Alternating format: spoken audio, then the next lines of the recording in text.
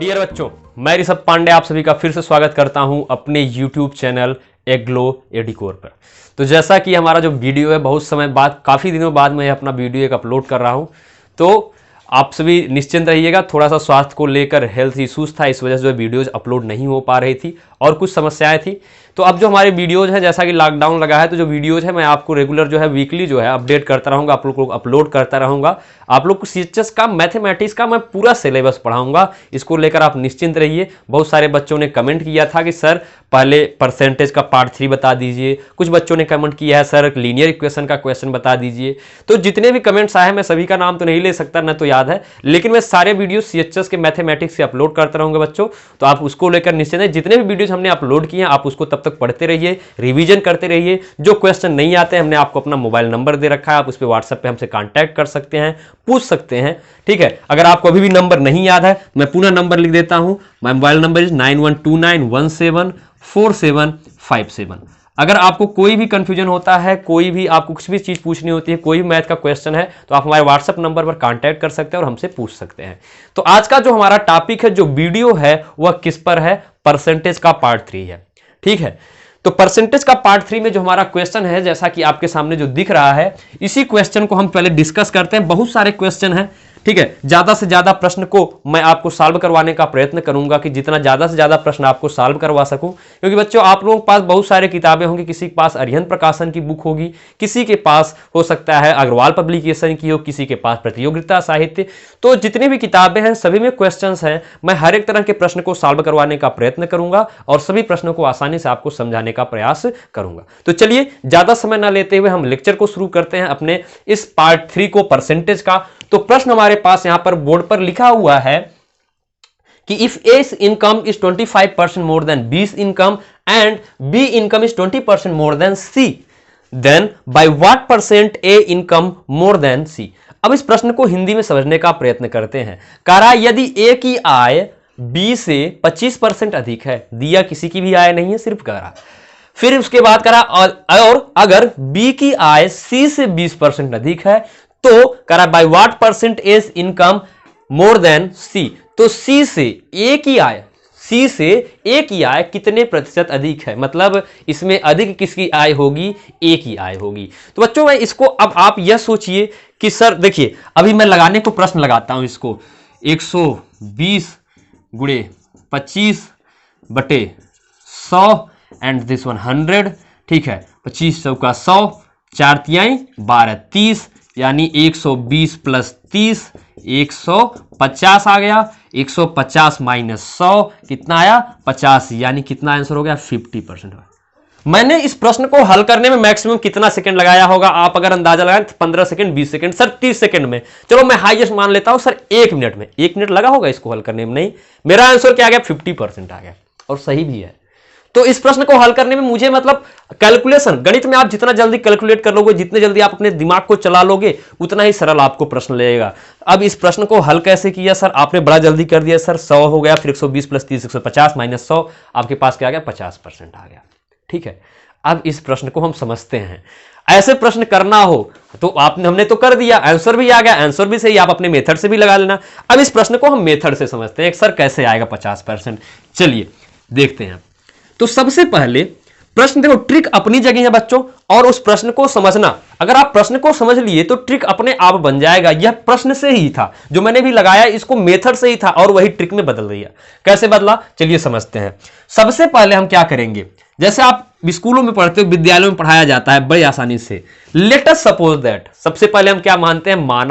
माना वह संख्या जो हमारे पास है, कौन सी? सी। क्योंकि हमें सी की आय नहीं पता है, तो सी की आय को ही ज्ञात करने के लिए हम सबसे पहले क्या कर लेते हैं? माना सी की आय, सी इनकम, ठीक है, सी की आय यानी income of C is equals to क्या मान लिया हमने? 100 रुपए मान लिया, ठीक है, 100 रुपए मान लिया।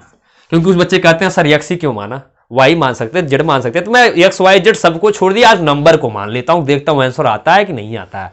आएगा। तो सी की आय क्या किया हमने? 100 रुपए मान लिया।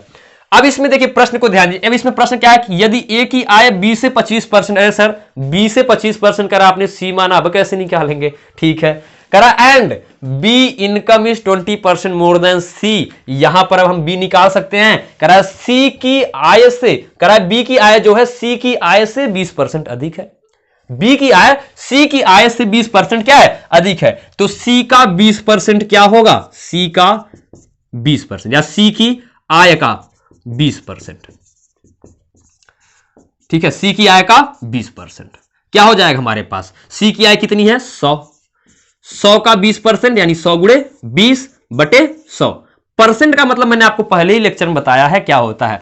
तो 0 से 0 कैंसिल आउट हो गया, बचा क्या 20 रुपए, यानी 100 का 20% कितना है, 100 रुपए का 20% क्या है 20 रुपए आया। तब बी की आय क्या हो जाएगी, बी की आय यानी इनकम ऑफ बी क्या होगी आपके पास, सी की आय कितनी है 100 और इसका 20%, इससे 20% अधिक है किसकी, सी की आय का 20% निकाला क्या है 20 रुपया है। यानी 100 में क्या करेंगे 20 को हम जोड़ देंगे, बी की आय हमें मिल जाएगी 100 प्लस 20 यानी बराबर क्या आ जाएगा 120 रुपए। अब फिर प्रश्न को समझिएगा, पीछे देखिए फिर करा if A income is 25% more than बीस इनकम। तो बी की आय हमारे पास क्या है 120 रुपए है, ए की आय कितनी होगी, बी की आय की 25% अधिक है। तो यहां पे हम क्या लिखेंगे, बी की आय का 25% पहले निकालते हैं, क्योंकि जो बी की आय का 25% आएगा उसको अगर हम बी में जोड़ देंगे तो ए की आय हमें मिल जाएगी, मतलब ए की इनकम मिल जाएगी। बी की आय का 25%, बी की आय कितनी है आपके पास 120 रुपए है, तो 120 का 25%, 120 गुणे 25 बटे 100 यानी 25 क्या डालते हैं 25, 25 4 जा 100 यानी 25 चौका 100, 4 से डिवाइड करेंगे 4 3 जा 12 0 यानी कितना आ गया 30 रुपीज आ गया, 30 रुपए आ गया, क्या आ गया 30 रुपए आ गया। अब बी की आय का यानी बी की जो आय थी कितनी थी 120 रुपए का 25% हम निकाला कितना है 30 रुपए आया। अब ये ए की आय जो है बी की आय से 25% अधिक है, यानी इनकम ऑफ ए की आय क्या हो जाएगी बच्चों मेरे पास, ए की आय बराबर बी की आय कितनी थी 120 रुपए प्लस 25% अधिक 25% निकाला क्या आया था 30 रुपए आया, तो 120 प्लस 30 बराबर 150 रुपए आ गया। कितना आ गया 150 रुपए आ गए। ए की आय हमें मिल गई, बी की आय मिल गई, ठीक है, ये रहा ए की आय, ये बी की आय और ये हमने माना है सी की आय कितनी है वाई है, माना था इसको, ठीक है, सपोज किया, दिया नहीं था, मान लिया था, ठीक है। अब क्या कर रहा है प्रश्न में, by what percent A income more than C, C की आय से कितना प्रतिशत ए का आय अधिक है, ठीक है। तो अब इसमें अगर इस प्रश्न को अब आप ये सोचें सर 100 रुपए सी का आय दिया है, ए का आय 150 रुपए दिया है, परसेंटेज कैसे निकालते हैं। प्रॉफिट एंड लॉस का हमारा वीडियो अगर आपको देखना चाहते हैं, अगर आप समझना चाहते हैं तो आई बटन पर क्लिक करके आप प्रॉफिट एंड लॉस का वीडियो देख लीजिएगा और उसमें समझ लीजिएगा कि हम लाभ प्रतिशत कैसे निकालते हैं। इसको अगर मैं समझाने का प्रयत्न करूं आपको, तो मैं समझाना इस तरीके से चाहता हूं कि सपोज दैट हम मान लेते हैं किसी सामान को 100 रुपए में खरीदे और उसे 150 रुपए में बेच दिया, तो कितने प्रतिशत का लाभ, क्योंकि परसेंट निकालना है ना, प्रश्न में परसेंट निकालना है, रुपए कितने अधिक है वो नहीं पूछा है, कितने प्रतिशत अधिक है यह पूछा है। तो हमने माना 100 रुपए का सामान खरीदा था, 150 का बेचा, तो बच्चों कितने का लाभ हुआ सर, अरे सर 50 रुपए का लाभ हुआ, 50 रुपए का लाभ हुआ तो लाभ प्रतिशत बराबर क्या, लाभ गुणे 100 बटे क्रय मूल्य, कितने का लाभ हो रहा है 50 रुपए का गुणे 100 बटे क्रय मूल्य कितना था 100 का खरीदा था सर, तो 100 कट गया बराबर क्या आ गया 50 रुपए आ गया, यानी 50% आपके पास, 50 रुपए नहीं 50% आया, क्योंकि हमने परसेंटेज में चेंज किया ना। तो 50% जो है ए की आय ज्यादा है किससे, सी की आय से, 50% अधिक है। तो यह हमारा प्रश्न था और यह हमारा आंसर, ठीक है ना बच्चों, समझ में आया 50%, दिस इज आवर आंसर। प्रश्न समझ में आया, बहुत ही सरल था। अब जब आप इस प्रश्न को हल कर लिए हो, ऐसे प्रश्न अगर कोई भी आते तुरंत 100 माना, 100 का 10%, 20%, 35% निकाला, जोड़ा, फिर उसका गुणा किया, भाग किया, आंसर आ गया, जोड़ घटा गए। तो वो एक ट्रिक है। जब आपका दिमाग अलग लेवल पर पहुंच गया तो वहां से ट्रिक शुरू हो जाता है, खुरापात, जहां आप सोचना शुरू करते हो इस प्रश्न को और हम इजीली कैसे सॉल्व कर सकते हैं, क्या कर सकते हैं, तो वहीं से आपका ट्रिक होता है। ठीक है, प्रश्न समझ में आया, अगले प्रश्न पर चले। किसी कोई समस्या, अगर कोई दिक्कत हो तो मैंने पहले नंबर बता रखा है, आप कमेंट बॉक्स में जाकर कमेंट कर सकते हैं, आपकी सारी समस्याओं को दूर किया जाएगा। ठीक है, चलिए अगला प्रश्न देखते हैं।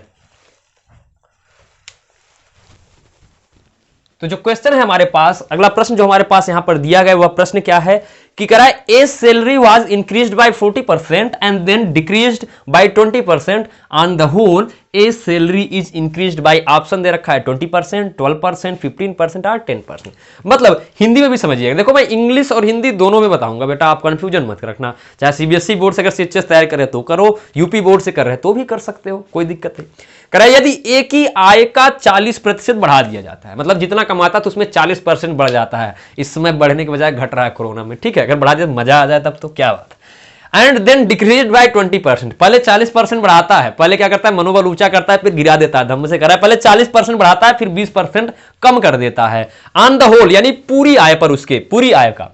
तो कह रहा है ए सैलरी इंक्रीज्ड बाय, तब ए की सैलरी कितनी बढ़ी, पहले करा है कि ए की सैलरी को 40% बढ़ाया फिर 20% उसमें कम कर दिया, अब उसके बाद ए की सैलरी कितने प्रतिशत बढ़ी, ऑप्शन क्या है 20% बढ़ा सर, कि 12% बढ़ा, कि 15%, कि 10%। अब ये जो प्रश्न मैं इसलिए बता रहा हूं क्योंकि पिछले वाले प्रश्न से रिलेट करेगा, कैसे करेगा चलिए मैं इसको बताता हूं। अभी देखो तुरंत बताओगे, चुटकियों में आप कर लोगे सर। 100 इंक्रीज मतलब बढ़ा, 100 प्लस 40 कितना आ गया, 140 रुपए आ गया, ठीक है सर। उसके बाद घटा कितना, 20% घटा, किस पर, 140 रुपए पर, तो 140 गुणे 20/100 यानी 0 से 0 कट गया, 14 दूना 28, 14 टू जा 28, 140 में से 28 घटा दिया, बराबर आपके पास क्या आ गया 112 रुपीज, यानी 112 रुपए आ गया, 112 रुपए सर 12%, मैंने बता दिया ऑप्शन आंसर क्या आएगा 12% आएगा, ठीक है 12% आ गया। अरे सर बड़ा जल्दी बता दिया सर, थोड़ा आराम समझाइए, हैं यही कहना चाहते हो, आराम से समझाएं, चलो ठीक है आराम से समझा देते हैं, ठीक ध्यान से समझिएगा। चलिए अब मेथड से समझते हैं, मैथमेटिकली ये हो गया, आंसर सही है, मेथड भी हमारा वो जो हमने बताया वह भी सही है, गलत नहीं है आपके बच्चों, उसको मत कंफ्यूज होइएगा। चलिए अब दिखाते हैं फिर से आराम से एकदम स्लो मोशन में, अभी तक जो हमने देखा वो बहुत स्पीड जो है इसकी दोगुनी थी, अब देखते हैं। तो सबसे पहले हम इसमें क्या करेंगे, लेट ए सैलरी, यानी माना ए की आय क्या है, यक्स मान लें, 100 मान लेते हैं, सरल है जल्दी हो जाएगा। चलिए आसानी के लिए अपने मानते हैं बेटा, अपनी इजीली के लिए आप आसानी से क्वेश्चन जल्दी जल्दी सॉल्व कर लो, इसलिए हम 100 मानते हैं, एक्स मानते, वाई मानते, जेड मानते, कोई कंफ्यूजन नहीं। ए की आय क्या माना 100, करा ए की आय में 40% की बढ़ोतरी होती है, तो 100 का 40% निकालेंगे हम, कितना निकालेंगे 100 का 40%, 100 गुणे 40/100 हो जाएगा, यानी 100 इंटू 40/100 कितना जाएगा 40 रुपीज आ गया, यानी 100 रुपए का 40% हम निकाला, 100 का 40% हमने फाइंड आउट किया, क्या 40 रुपीज आया। तो ए की आय जो है, ए का जो इनकम है वह बढ़कर कितना हो गया 100 प्लस 40, पहले 100 रुपए कमा रहा था, 100 रुपीज पहले कमाता था, 40 रुपीज और बढ़ गया उसका, तो 140 रुपए, यानी 140 रुपीज अब उसकी इनकम हो गई, ठीक है 140 रुपीज।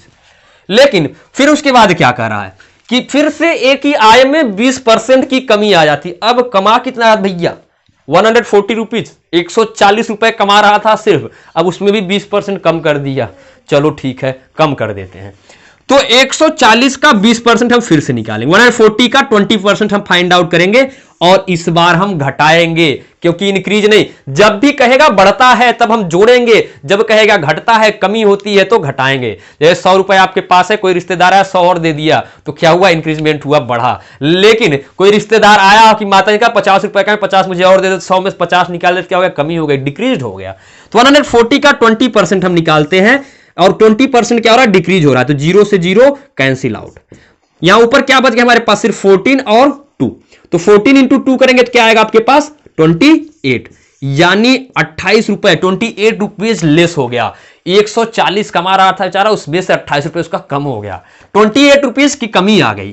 तो अब उसकी आय क्या हो गई, नाउ एज इनकम, अब ए की आय A's income is what, A's income is equals to 140 minus 28, this one is equals to 112 rupees. मतलब अब ए की आय क्या हो गई हमारे पास, पहले 140 था, 28 रुपए की कमी हो गई, क्योंकि 20% कम हुआ, तो 140 का 20% निकाला, 28 रुपए कम कमाने लगा, यानी कितना हो गया 112 रुपए आ गया, ठीक है कितना आया 112 रुपए आ गया। अब ए कितना कमा रहा है 112 रुपए, और पहले उसकी आय कितनी थी 100 रुपए थी। अब प्रश्न में यही है ना कि ए सैलरीज इंक्रीज्ड बाय, ए की सैलरी कितनी बढ़ी, तो पहले क्या थी बच्चों 100 रुपए, अब कितना हो गया 112 रुपए आ गया, कितना आ गया है 112 रुपए हो गया आपके पास। अब 112 100 से कितना बढ़ा 112, यानी कितने रुपए बढ़ा 12 रुपए बढ़ा।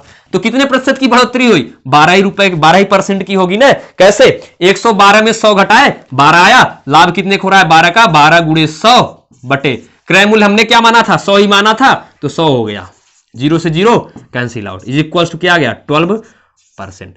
प्रॉफिट एंड लॉस की वीडियोस मैंने बोला है आपको पीछे ही, आपको वीडियो मैंने पीछे ही बोला था, आई बटन पर क्लिक करके या प्लेलिस्ट में जाके आप इसको देख सकते हैं। तो एक ही आय कितने प्रतिशत बढ़ गई 12% बढ़ गई। ठीक है, समझ में आया। दोनों प्रश्न एक ही जैसे थे, बस आपको समझना, अगर समझ लिया तो बहुत ही जल्दी इस तरह के प्रश्न को आप कर सकते हो, कोई कंफ्यूजन नहीं है। क्या बात है। तो आज का जो हमारा लेक्चर था बस यहीं तक था। तो आप हमारे वीडियो को ज्यादा से ज्यादा लाइक करिए बच्चों, शेयर करिए और कमेंट करना बिल्कुल भी मत भूलिएगा। तो थैंक यू सो मच।